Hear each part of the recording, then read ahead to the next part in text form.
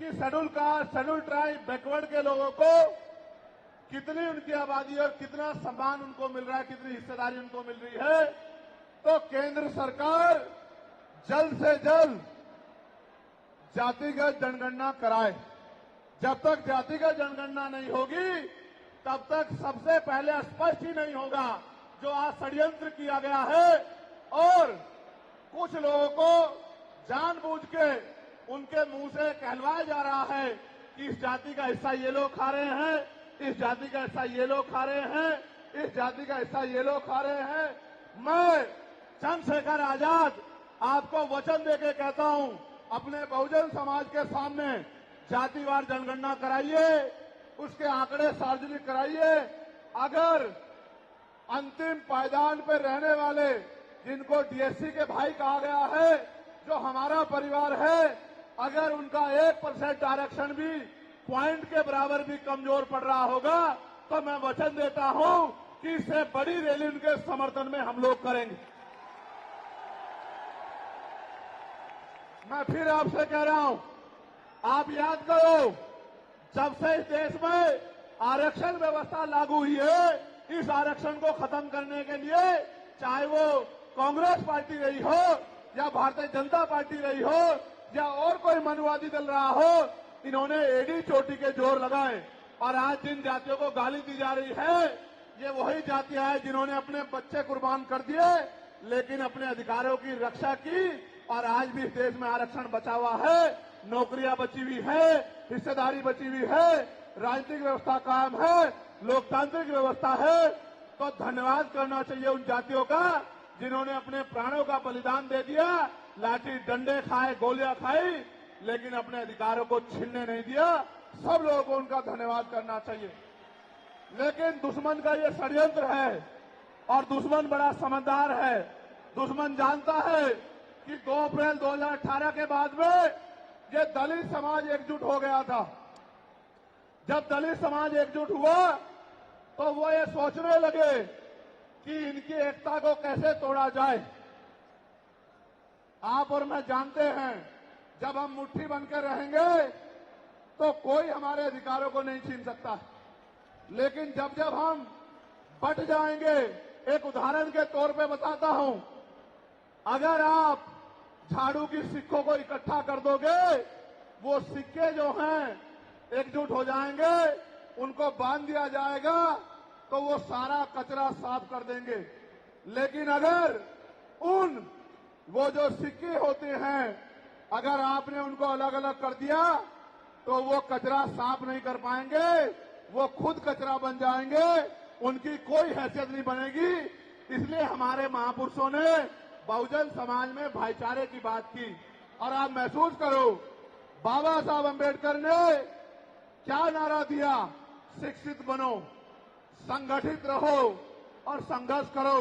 हमें शिक्षित भी बनना है, संगठित भी होना है और अपने विरोधियों, बैरियों के खिलाफ संघर्ष भी करना है, अपने अधिकारों के लिए संघर्ष भी करना है।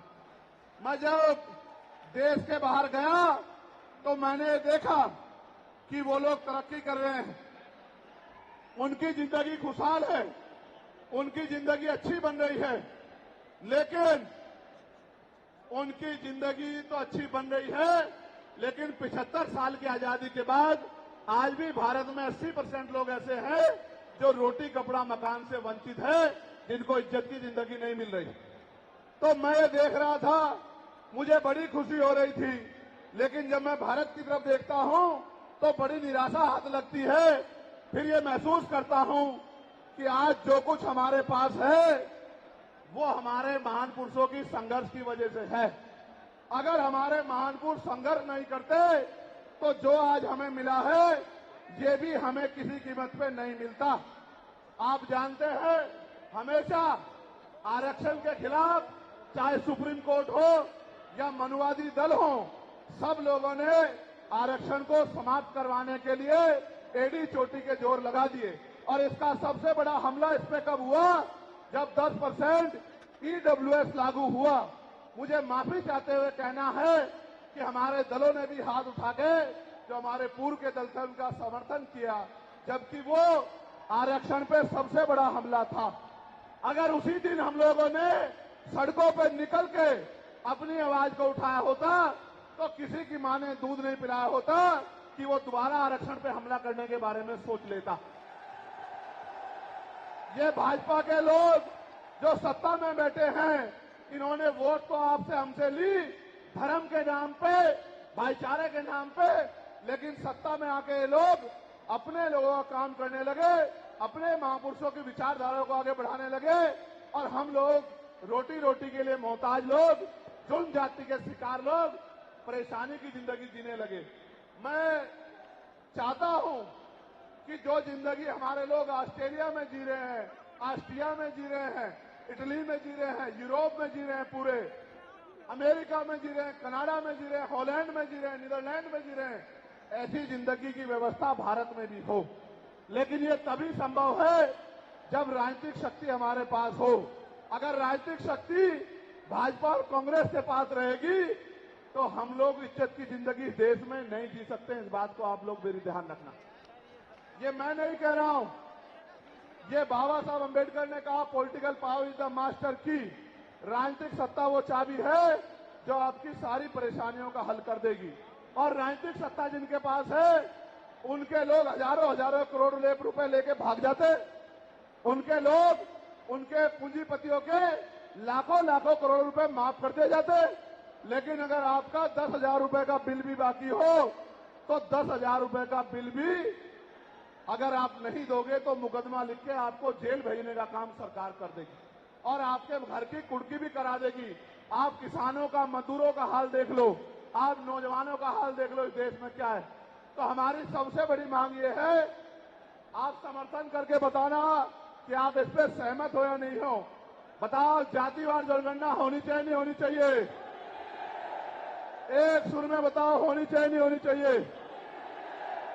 साथ साथ इस देश में जातिवार जनगणना के साथ साथ जितने भी सरकारी संस्थान हैं, चाहे वो जुडिशरी हो जहां से हमारे खिलाफ लगातार फैसले आते हैं, चाहे वो आर्मी हो, चाहे वो और कोई सरकारी संस्था हो, सब लोग सब जगह पे आरक्षण व्यवस्था लागू होनी चाहिए। बताओ, होनी चाहिए नहीं होनी चाहिए?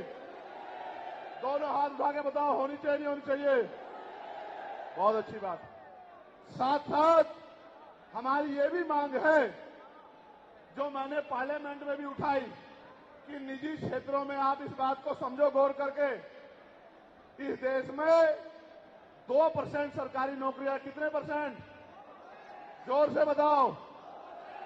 98% प्राइवेट सेक्टर है। कुछ ऑर्गेनाइज है, कुछ अनऑर्गेनाइज है। आप ये देखो, 2% में तो बंटवारा है, लेकिन 98% पे पुरानी सत्ता वाले लोग और आज की सत्ता वाले लोग सांप की तरह कुंडली मार के बैठे हैं। ना वहां SC/ST के लोगों का कोई प्रतिनिधित्व है, ना OBC के लोगों का है, ना ही मुस्लिम लोगों का है। तो हमारी मांग ये भी है कि अब समय आ गया है कि निजी क्षेत्रों में भी आरक्षण की व्यवस्था होनी चाहिए। होनी चाहिए नहीं होनी चाहिए? बताओ, दोनों हाथ उठा के बताओ, जोर से बताओ, होनी चाहिए नहीं होनी चाहिए? Very good, very good.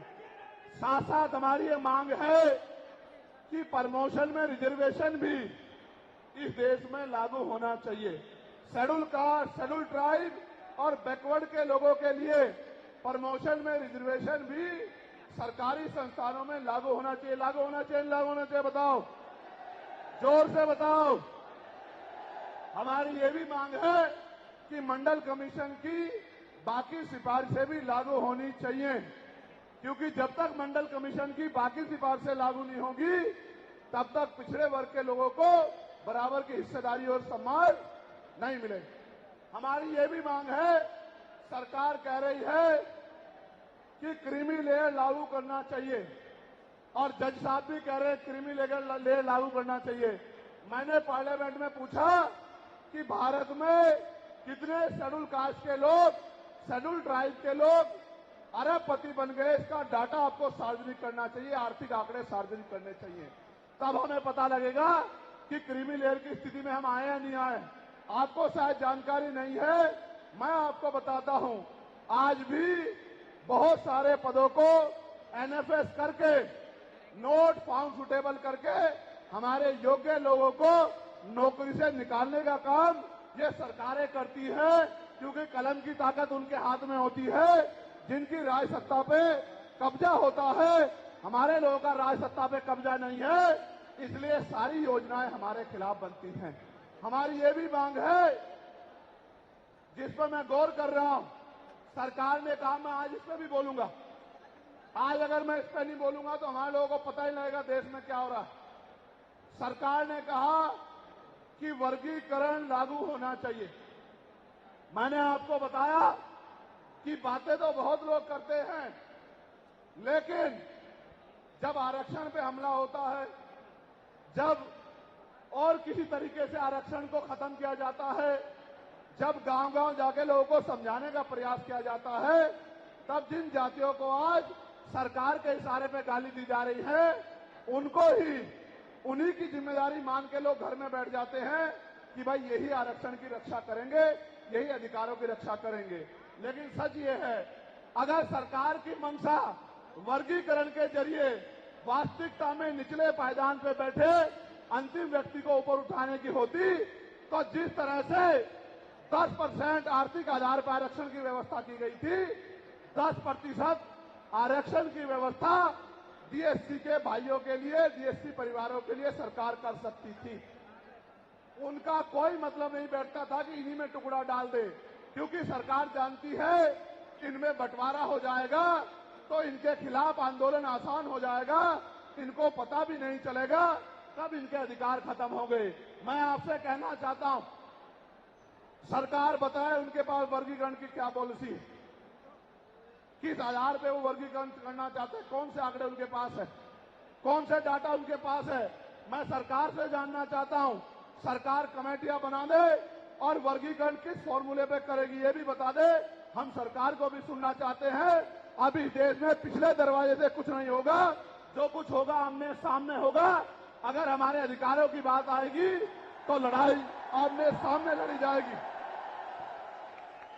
सरकार ये भी बताए क्या वह रोस्टर में बदलाव करेगी, क्या सरकार रोस्टर में बदलाव करेगी, सरकार बताएगी। हमारे लोग तो अभी सही तरह से चीजों को नहीं जानते हैं। मैं ये भी विश्वास दिलाता हूं, स्पेशली डीएससी के भाइयों को कह रहा हूं, मेरी बात को गौर से सुनना। स्पेशली डीएससी के भाइयों को कह रहा हूं, उन जातियों को जो लोग आंदोलन कर रहे हैं, आपको एहसास नहीं है, जब देने की बारी आएगी हम बताएंगे अपने भाइयों को किस तरह से आगे बढ़ाया जाता है, किस तरह से उनकी हिस्सेदारी दी जाती है। अभी तो हम पे देने कुछ है ही नहीं। मैं आपको विश्वास दिला कहता हूं, डीएससी के जो हमारे भाई हैं, वाल्मीकि समाज के भाई हों, धानुक समाज के भाई हों और बागड़ी समाज के भाई हों और किसी सैसी समाज के भाई हों, मैं चंद्रशेखर आजाद वचन देके कहता हूं बहुजन समाज के सामने, ये हमारी आपसी बातचीत है। आप दुश्मन के इशारों पे काम मत करो, हम लोग बैठ के अपनी लड़ाई को निपटा लेंगे।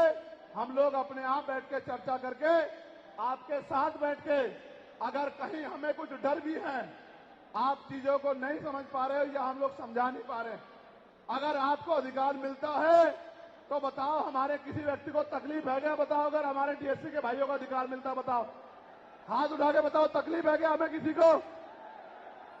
ये इतना बड़ा जन समूह गवाही दे रहा है, अगर डीएससी के भाइयों को कुछ मिलता है तो हमें तकलीफ नहीं है। लेकिन हम इस सरकार की मंशा को जानते हैं, हम इस सरकार को जानते हैं, इनके चरित्र को जानते हैं। ये देना कुछ नहीं चाहती, ये तो इसको अटका के रखना चाहती हैं। आप ये देख लेना, इन्हीं के कुछ लोग पहले सुप्रीम कोर्ट चले जाएंगे। जैसे उदाहरण के तौर पे गौर करो, 69,000 शिक्षक भर्ती में सरकार ने 20,000 पदों पे घोटाला किया। हम लोगों ने आंदोलन किया तो सरकार ने 6,800 नियुक्ति की लिस्ट जारी की। फिर अपने लोगों को हाईकोर्ट भेज के उस पर रोक लगवा दी। फिर हाईकोर्ट पे फिर हमारे लोग लड़े तो उन्होंने कहा दोबारा लिस्ट जारी करो, इनको अधिकार मिलना चाहिए। तो वोट लेने के लिए हमारे लोगों के सामने कहा कि भाई मिलना चाहिए, हम समर्थन करते हैं, लेकिन अपने लोगों को सुप्रीम कोर्ट भेज दिया और सुप्रीम कोर्ट में इनके बैठे जजों ने फिर से उस पर रोक लगा दी, इसलिए हमें इनकी नीयत पे शक होता है। मुझे डर ये भी है, अगर ये अधिकार स्टेट गवर्नमेंट को दे दिए गए तो ये कॉन्स्टिट्यूशन का तो बहुत बड़ा वॉयलेशन होगा ही, 340 का, 341 का, लेकिन ए-बी का। लेकिन सबसे बड़ा खतरा ये है कि कल जो सरकार सत्ता में आएगी वो किसी भी अन्य जाति के लोगों को शेड्यूल कास्ट में उनको शामिल करके आपके पूरे अधिकार को छीन बीन कर सकती है। अगर ये पावर स्टेट को मिल गई, हमें सरकार की मंशा पे सिर्फ शक है। हमने ये भी मांग की, आपको याद होगा, यूपी के साथी हमारे जानते हैं, हमने 2 साल पहले, पौने 2 साल पहले मांग की थी कि जो 52% ओबीसी हैं उनको 27% रिजर्वेशन सुप्रीम कोर्ट के लोगों ने दिया, आबादी से आधा। सुप्रीम कोर्ट ने मंडल कमीशन की रिपोर्ट के बाद ना चाहते हुए सरकार ने कर दिया, तो सुप्रीम कोर्ट ने अपने तरीके से रोक लगा के 27% दिया। हमने मांग की पौने 2 साल पहले यूपी में, गोरखपुर में पीसी करके, कि ओबीसी की आबादी तो 52% ही है, तो 15%, 27% से अलग 15% आरक्षण की व्यवस्था अलग से अति पिछड़ी जातियों को करानी चाहिए। मांग हमने पौने 2 साल पहले उत्तर प्रदेश में उठाई थी। उसके बाद उसी दिन हमने मांग उठाई, क्योंकि हमने न्यायिक चरित्र है। हम बाबा साहब अम्बेडकर को, माननीय काशीराम साहब को अपना नेता मानते हैं, हम ज्योतिबा फुले साहू जी महाराज को अपना नेता मानते हैं। हमने मांग उठाई थी, हम मामला रामसू वर्मा और सर छोटू राम को अपना नेता मानते हैं, हम चौधरी महाराज सिंह भारती को अपना नेता मानते हैं, हम कोतवाल धन सिंह गुर्जर को अपना नेता मानते हैं। हमने मांग उठाई थी कि भाई हमारी आबादी बढ़ रही है, 2011 के बाद जनगणना नहीं हुई, और जो जनगणना हुई उसके आंकड़े जारी नहीं हुए। इसलिए हम लोग मांग करते हैं कि जिन जातियों को अवसर नहीं मिले, पहले तो उनको तैयार किया जाए और फिर उनको 5% अतिरिक्त आरक्षण शेड्यूल कास्ट में 15% अतिरिक्त देकर उनको मुख्य धारा में लाया जाए।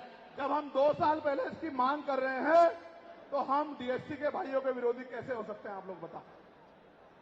तब तो वो आंदोलन भी नहीं चला रहे थे, हम तो आंदोलन चला के मांग कर रहे थे कि मिलना चाहिए, मिलना चाहिए। लेकिन मैं आज भी कहता हूं, हमारी ये मांग है कि अब समय आ गया देश में कि आरक्षण की सीमा बढ़ाई जानी चाहिए, आरक्षण की कैप खत्म की जानी चाहिए और 100% रिजर्वेशन इस देश में लागू होना चाहिए। जिसकी जितनी संख्या भारी, उसकी उतनी हिस्सेदारी का लाभ उनको मिलना चाहिए। आप फिर कह रहा हूं, जातिगत जनगणना कराओ और 100% आरक्षण करो। मैं तो स्वर्ण जातियों का सबसे बड़ा हितैषी हूं, उनको 10% आरक्षण क्यों दे रहे हो? मेरी ये मांग है। मैं तो अपने लोगों के आरक्षण में से भी उनके लिए मांग करता हूं। उनकी आबादी तो 15% भी नहीं है। मैं ये कहता हूं कि उनका अलग से ब्लॉक बना के उनको 20% आरक्षण सरकार को देना चाहिए और 80% आरक्षण को एससी, एसटी, ओबीसी के लिए फ्री कर देना चाहिए। जबकि काशीराम साहब तो 85% की बात करते थे, लेकिन मैं समझता हूं कि उनमें भी लोग गरीब हैं, इसलिए मैं उनका 5% और बढ़ा रहा हूं। लेकिन पहले देश को ये तो बता दो, जातिगत जनगणना करा के, कि भाई अभी तक उनका प्रतिनिधित्व कितना है, अभी तक उनकी सरकारी नौकरियों में हिस्सेदारी कितनी है और कितनी कमी उनकी है जो आपने 10% उनको दे दिया। आज हम लोग एक और मांग भी उठाते हैं कि कास्ट का आरक्षण बढ़ा के उसकी संख्या के आधार पे 25% करना चाहिए। बताओ सहमत हो, नहीं सहमत हो? जोर से हाथ उठा के, दोनों हाथ उठा के बताओ सहमत हो, नहीं सहमत हो? तो ये हमारी वो मांगे हैं जिनके लिए आज हम लोग यहाँ इकट्ठा हुए हैं। और हम इकट्ठा नहीं हुए आज तो मजबूरी या अपने देश से प्यार था कि हमने अपने आंदोलन को बदलाव कर लिया। अगली बार अधिवेशन तो होगा इंदौर में, लेकिन जब तो इस बार एक और बड़ा आंदोलन रामलीला मैदान में, और रामलीला मैदान से अपनी ही पार्लियामेंट का घेराव करके अपनी मांगों को उठाने के लिए हम लोग करेंगे। बताओ मदद करोगे नहीं करोगे?